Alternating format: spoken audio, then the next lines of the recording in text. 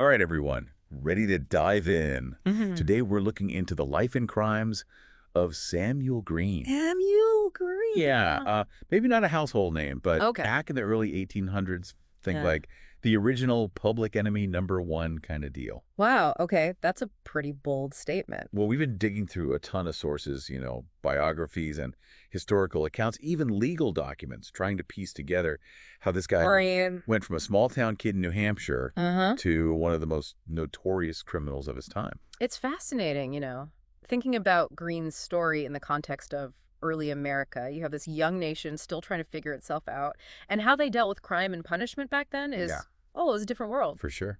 So Samuel Green, he's born in 1796, Oh and boy. Right from the start, this kid's a handful, skipping school, getting into all sorts of trouble. really? His parents, they actually thought he was No, possessed by a demon. no way, really? Yeah, that's a direct quote. They tried everything, whippings, mostly.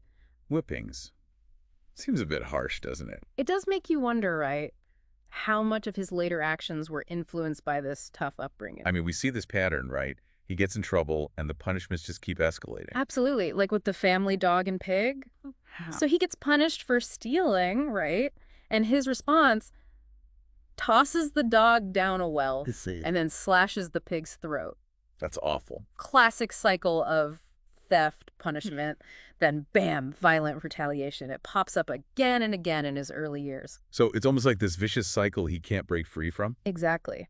They send him to live with Elbert Gunn, a family friend, but the stealing continues. What'd he steal this time? A Jew's harp, of all Oh, things. Jew's heart? Tiny thing. But Dunn, he doesn't mess around. Whips him so severely it takes the skin off his back. Brutal. Wow. And Green, how does he react? Tries to kill the guy. No way. Yeah, rigs an axe and a pitchfork to fall on Dunn in the barn. Oh, my God. Luckily, Dunn escapes with just some minor injuries. But, I mean, this kid's barely a teenager, and he's already attempted murder. Scary stuff. I can't even imagine. So how does he go from this troubled kid to a full-blown criminal? Well, there's a turning point.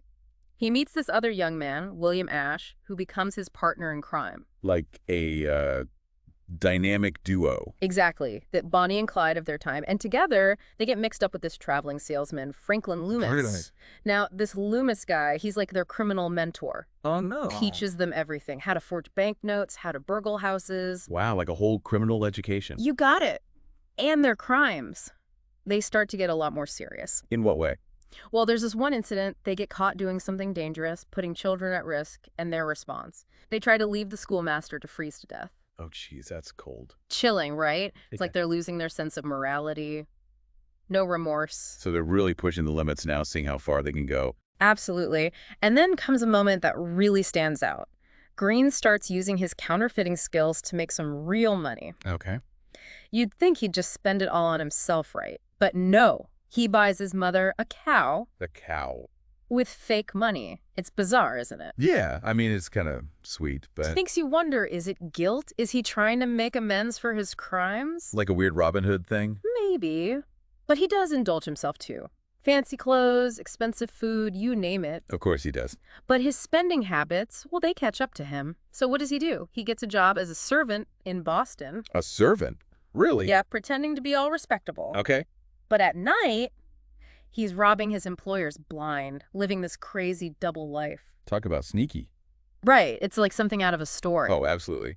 But wait, what about his partner, Ash? Well, just when you think Green's going solo, he teams up with Loomis again. So back to the mentor. Right. Yep, and this time they focus on lockpicking. They get so good at it, they pull off hundreds of burglaries across multiple states. Wow, they were a real criminal dream team, weren't they? You could say that. But their partnership takes a dark turn. In Bath, New Hampshire, they meet a jewelry salesman. Okay. And to get rid of a potential witness, they just club him to death. Seriously? Brutal, right. That's the moment everything changes. This cold-blooded murder, it marks a turning point.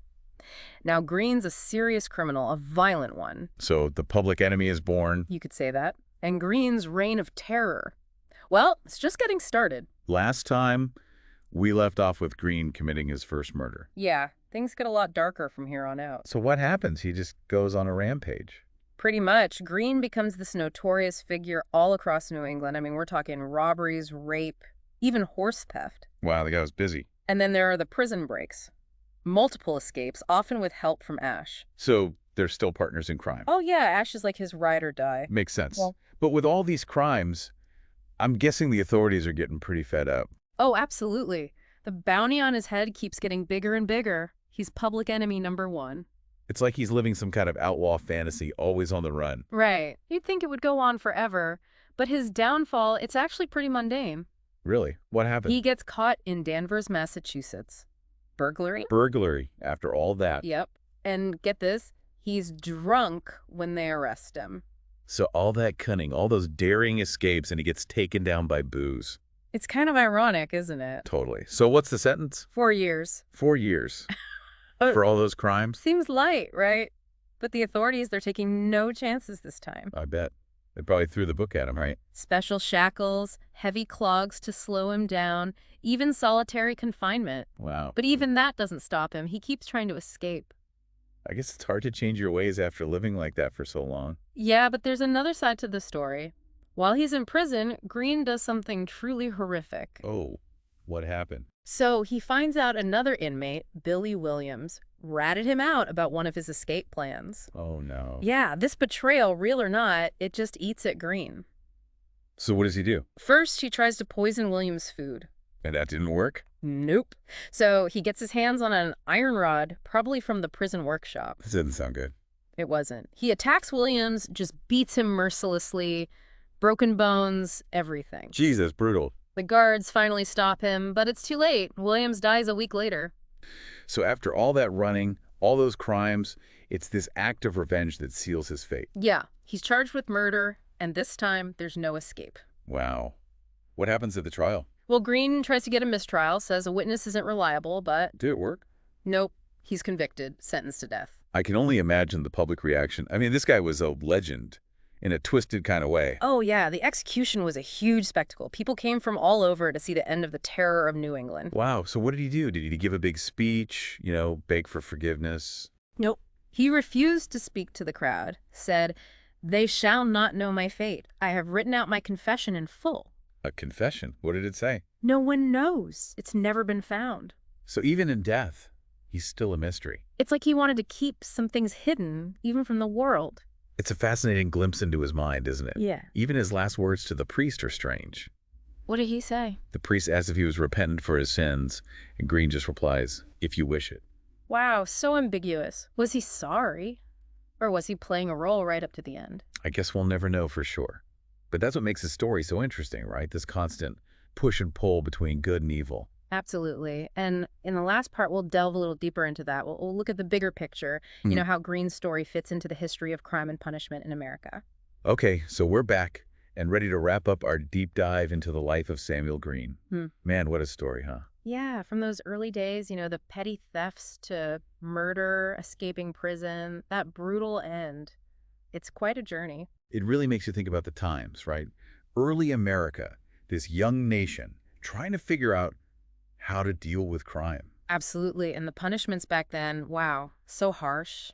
Like those whippings Green got as a kid. Yeah, it makes you wonder, what impact did that have? Did it push him further down that dark path? It's a good question. I mean, public executions were common back then, almost a form of entertainment. Can you imagine?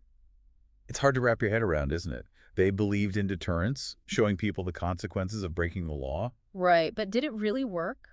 Or did it just create more violence? That's the thing, isn't it? Was it justice or was it revenge? Tough to say.